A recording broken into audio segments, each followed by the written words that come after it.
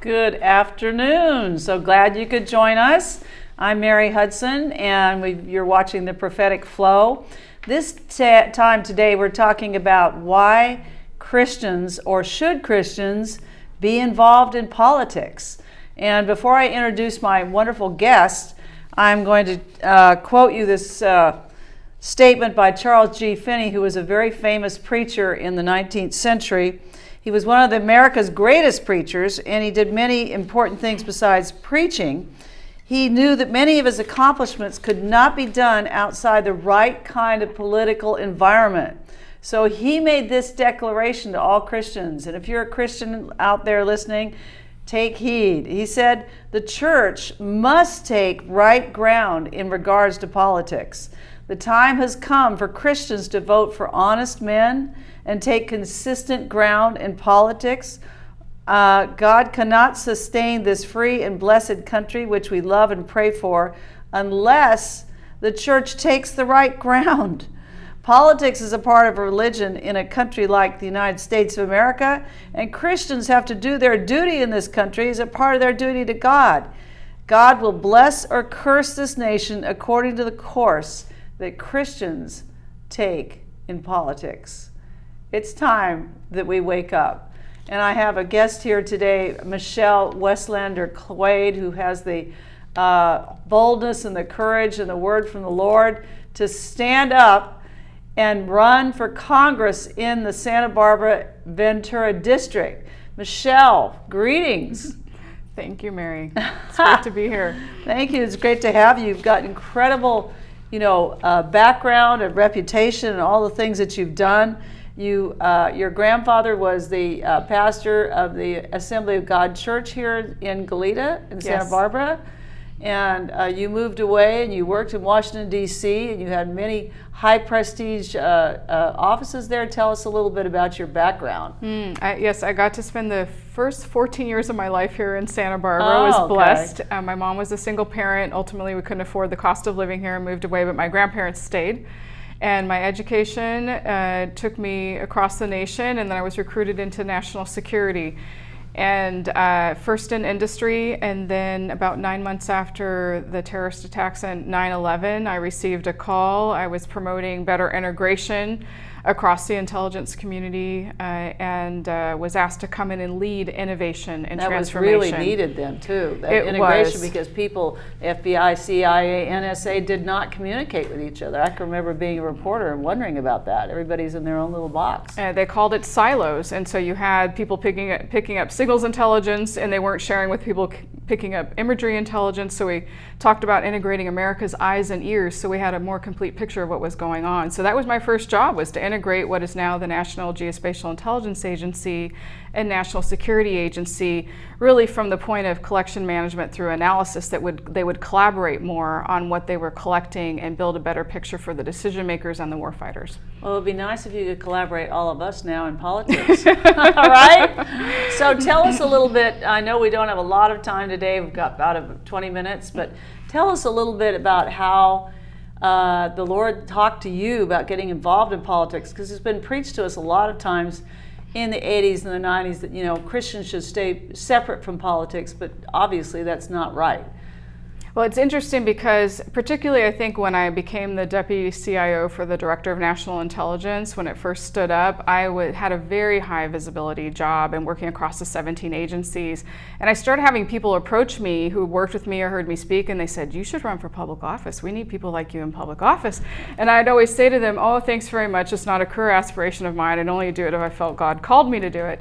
And so after saying that for 20 years, I felt the call. Wow. And when was that? It was after our elections in 2020. There was a group of us at the Santa Barbara County Courthouse praying for our nation and walking around with American flags and praying 7 times like Jericho, the walls of Jericho. Yeah. And it was walking around that I felt God speaking to me saying, I'm calling you to Washington. And I kept thinking, oh, that's interesting. And it would not leave me. Because you hadn't been there for how long? We had moved back here in 2016. And so I was praying about it. And then I shared it with my family that evening. And I said, this will not go away. I feel like God is placing this call to go to Washington again, and we need to pray about that, but this time to Capitol Hill, because I'd served in the executive branch, and now this would be the legislative branch.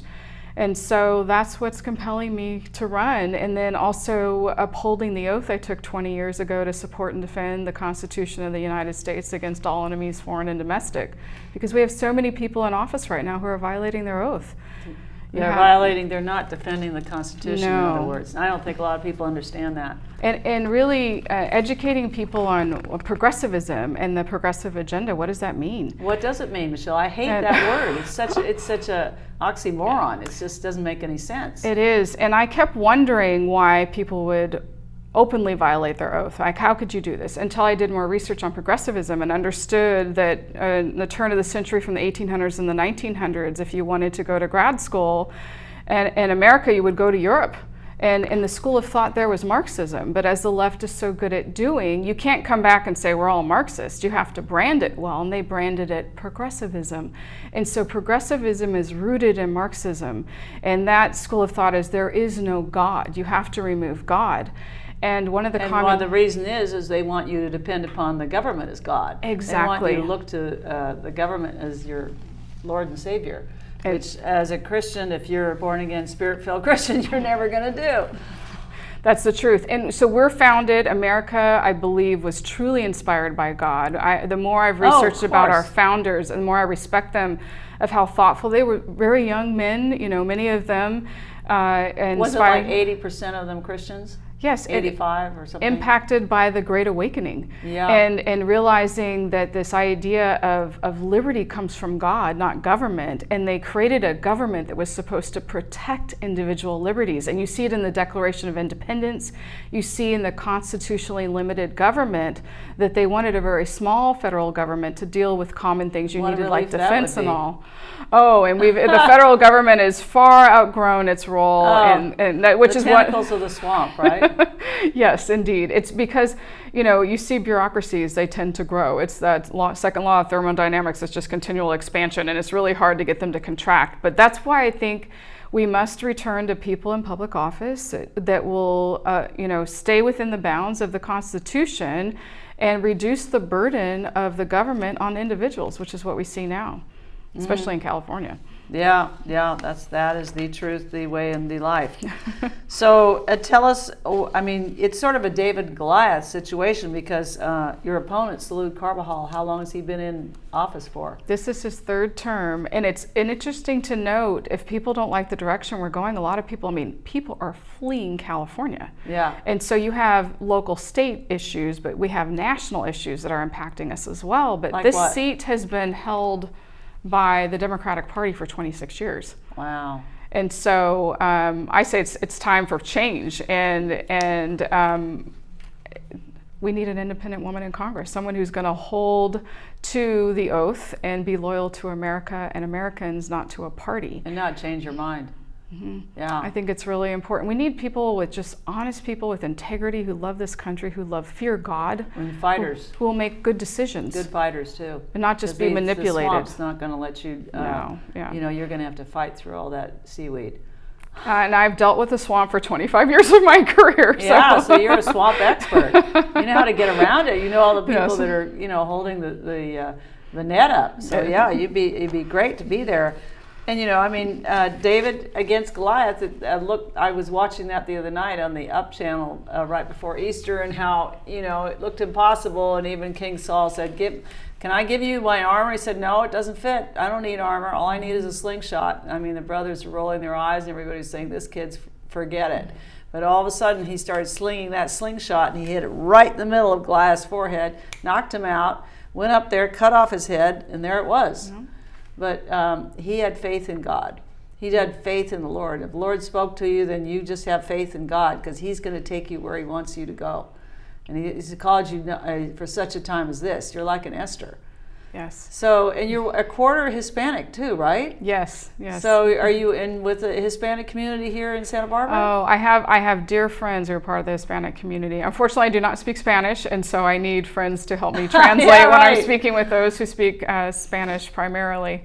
But it's such an important group of people, and they so much. when I talk with them. They love family and they love values. And so you see the progressive agenda is separating the children from the parents, and they're supposed to be taught by elites. I believe in parental rights. No, the parents know what is right for the children, whether it's for education or medical or whatever it might be, is that parental authority must be preserved, and then also protecting family values. And you see those are under attack right now, openly. What about critical race theory? Oh, well, that's just another Marxist tactic, critical theory. And traditionally, if you look back at Karl Marx and the Communist Manifesto and all of that, that's about class warfare. Well, we don't have classes in America, but if you go by... Well, they're trying to gin them up, though. Well, yes. The left's Bible is The Rules for Radicals by Saul Alinsky, and they say do community organizing. Interesting, we had a president that had that on his resume. And Hillary Clinton did her dissertation on that in Wellesley College, right? And so they look for a point of friction in a community and they rub it raw, and that's critical race theory. They look at racial tensions. And though communism, for example, would say we want to make everybody equal, far from it. If you talk to people who've left nations controlled by communist dictatorships, they'll say, no, they divide you and they subdivide you and they divide you, and one group has grievances against another. And we see that in America. They're trying to turn citizen against citizen. And we are not each other's enemies. I've always had friends that span the political gamut. And one thing we could agree on is we love our country and we believe in the Constitution. We just have different perspectives on how we would go about implementing things. How would you go about with the border, with all the 230,000 people coming across the border last month? That is, I served in national security. My veteran husband ultimately gave his life for our freedom, dying of a service-connected illness from combat. And you look at that as no sovereign nation can have an open border like that. No. They're trying to destroy our sovereignty. Nowhere in the world. And you hear people say, oh, but we want people to, they want a better life. They're not getting a better life. They're being exploited by the drug lords. And you see the human trafficking and the crime and the drugs and the homelessness that come with that. It is a human trafficking nightmare there. It's a humanitarian crisis at our border. That's not the way.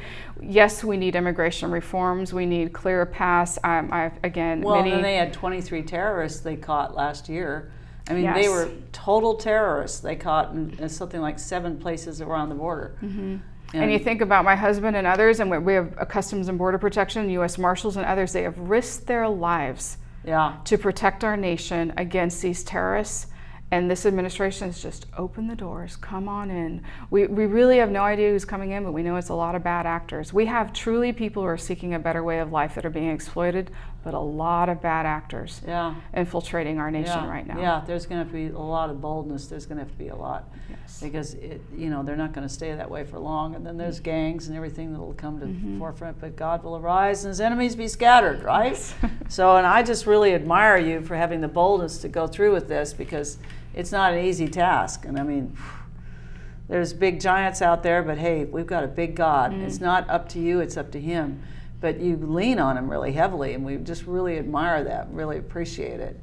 And then tell us too, there's always the question about abortion, pro-life, anti-life, and all that kind of thing, where you stand and how you explain it to people. Well, when people ask me about that, I start off with the fact that I am a child born of an unplanned pregnancy. Yeah, tell us that story. And so this is very personal to me. I believe in the sanctity of life. I say, yet to be born through natural death. And so these same people that will tell you if a life is inconvenient, it should be terminated, are the same people who would support euthanasia for the elderly, who they feel are no longer contributing to society. So if we start to degrade the value of life, that is a slippery slope, and it is very bad. And so it is a tragedy how many lives have been lost. And when people ask me this and I say, I believe that the world's a better place because I lived. Things I did, in my career and or just individual lives you've touched, and there's a testimony there. And I believe every individual is made with a purpose from God, special skill sets and talents, and who knows? Oh, they are. Definitely. The person with the cure to cancer could have been someone whose life was terminated. We have no idea. Right. How many babies have been terminated since the early millions, 70s? Yes. Millions, 60 million. Yeah.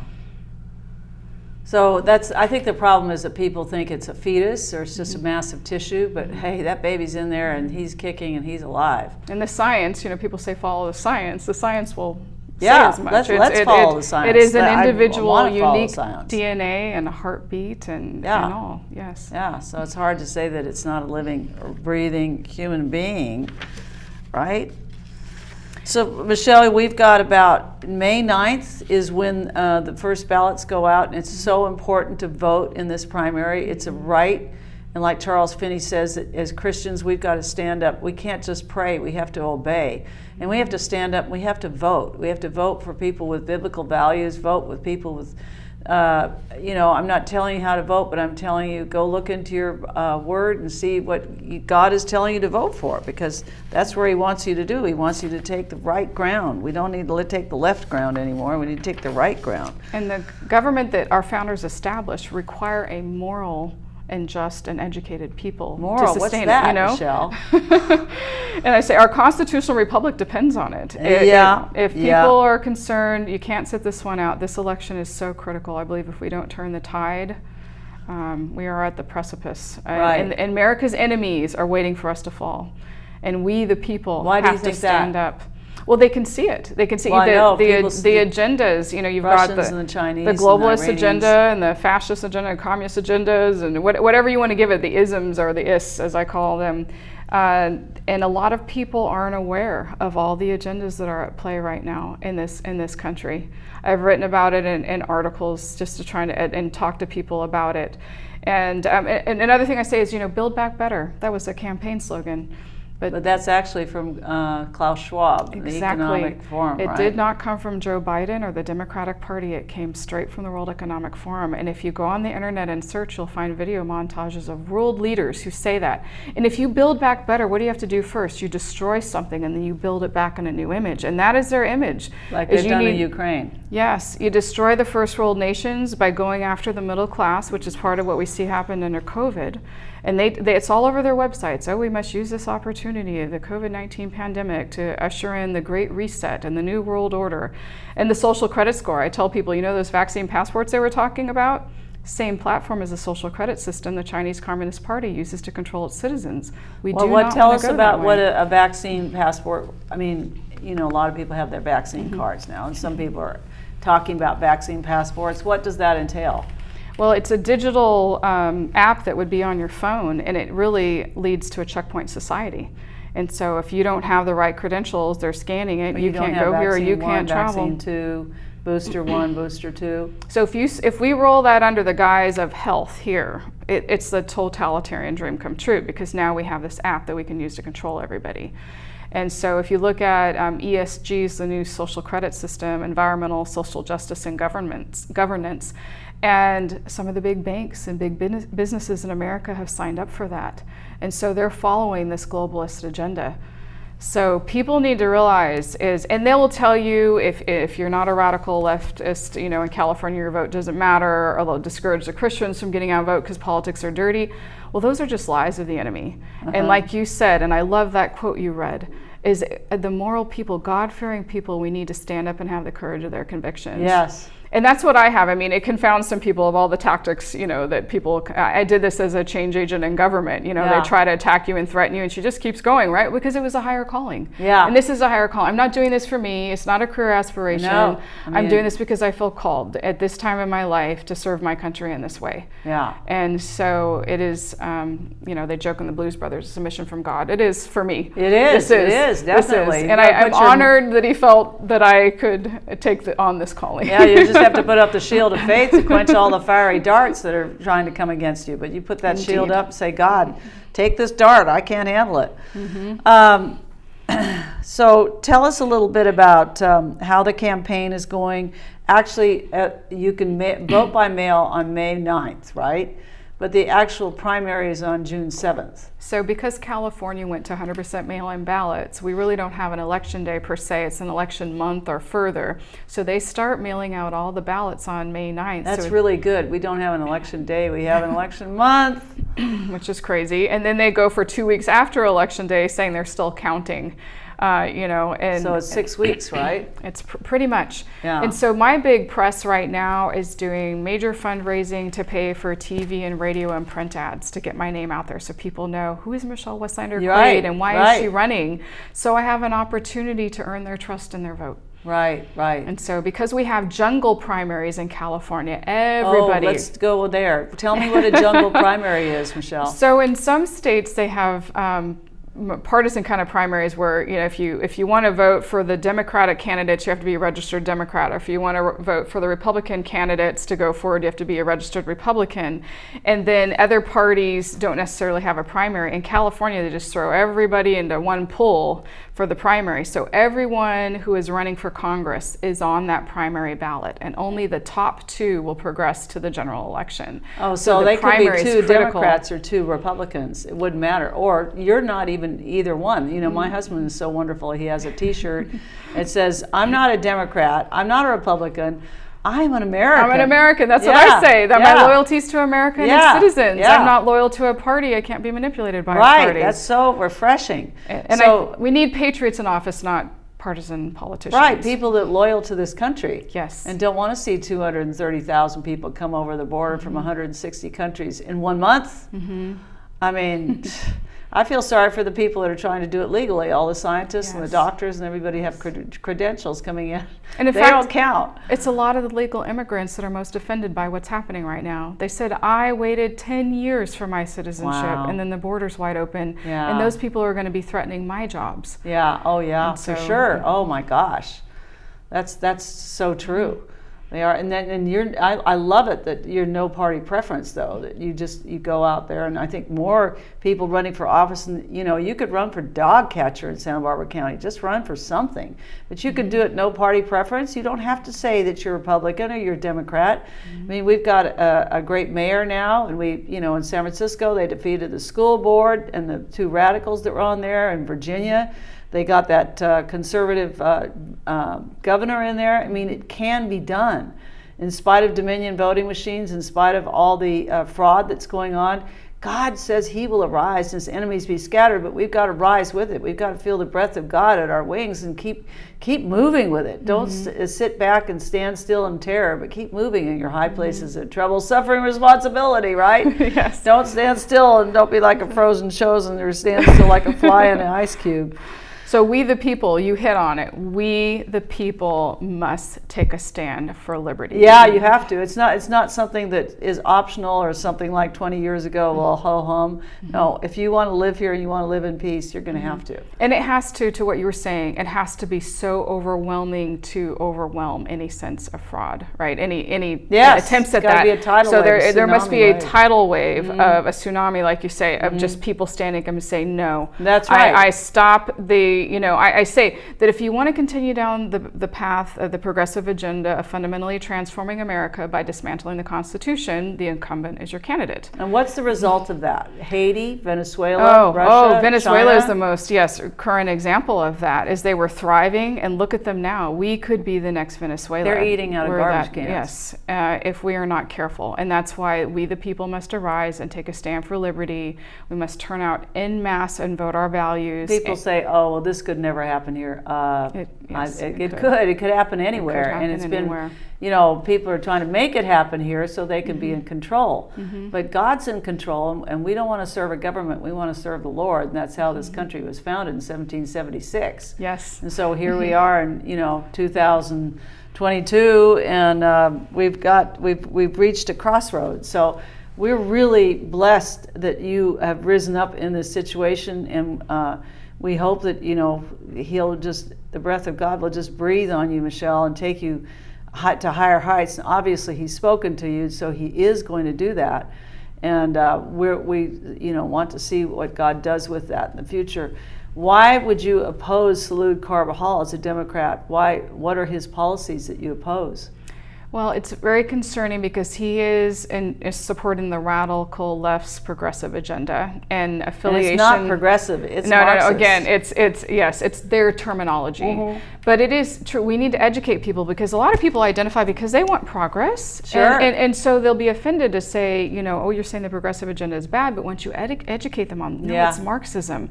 And anywhere this, the dictators will tell you socialism, the whole purpose of it is communism. Right. And so whether you're like a fascist, Margaret Thatcher yes, said, socialism and great until you run out of other people's money. Right?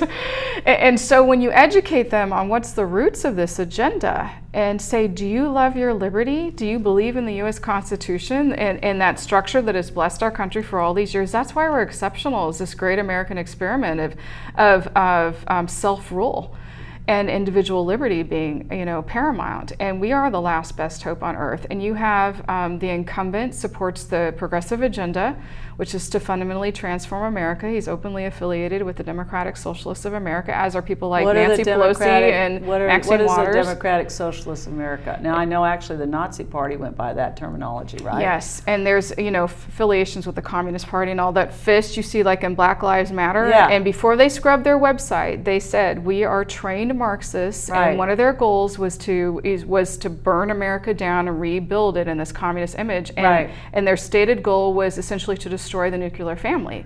And that's what you see this agenda is. And one of the communist goals that was published in The Naked Communist back in 1958 and read into congressional record in 1963 as a warning was goal 15, take over one of the primary parties in the United States. Well, they've pretty much done that. Right. And then you see other goals where they want to infiltrate media and Hollywood and other areas, and that part of that is also to separate the kids from their parents. Yeah. And that you have and that they're essentially, and also to treat religion as a crutch, because you have to remove God. Our rule of law, there's two rules of law. There's civil law, which says that your rights come from the government, so someone in government can strip you of those rights. But we're under natural law, which states that your rights come from your Creator, and no human entity can strip those rights away from you. And we have people in government, even in the judicial branch. No rights can be stripped away from you. Your human rights come from your Creator. Oh, what's that? And you need to remind them, we are not under civil law, we are under natural law, and you're violating that because you are not entitled, you another human being are not entitled to violate my rights. So that's part of it, is our kids' excellence in education is very important to me as well, because that's a foundation on which you build. They say a building can only go as tall as the foundation. And for me, growing up below the U.S. defined poverty level, getting a good education and working hard allowed me to change my stars and have a better standard of living. But we have so many kids that are coming through the schools that they've become indoctrinated. Well, does anybody out there know that California is number 50 in literacy? It's horrible. I mean, we've got 50 states, and California is number 50 in how well children read.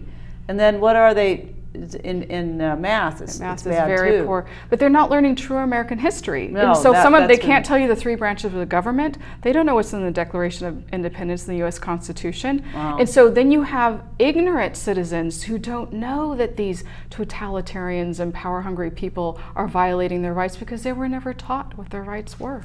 Well, that's why we're on here today, Michele, and I'm glad that you gave us a little insight. It's Michele Weslander Quaid for Congress. She's running on no party preference, so it doesn't matter, like I say, you don't have to be a Republican, don't be a Democrat. If you're an American, though, you might want to consider her. So I believe it's really important for Christians to enter the political arena and not stand back and let other people do it, because they will get into your business if you don't get into their business, right? And Michele, how do we get into your website? Did you get it translated in Spanish? Yes, I have the Meet Michele page and the Principles page are translated into Spanish. My name is very long, Michele Weslander Quaid. On Facebook? We do have links on the website there, but the short link to my website is mwq2022.com. So my initials, mwq2022.com. Oh, that's easy. mwq2022.com. It even rhymes, right? Yes. This is such a pleasure having you on today. Thank you, we Mary. just believe with you for all the success in the world. And we want to have you on again after the primary. And we look forward to talking to you. And go, Michele, go. Thank you.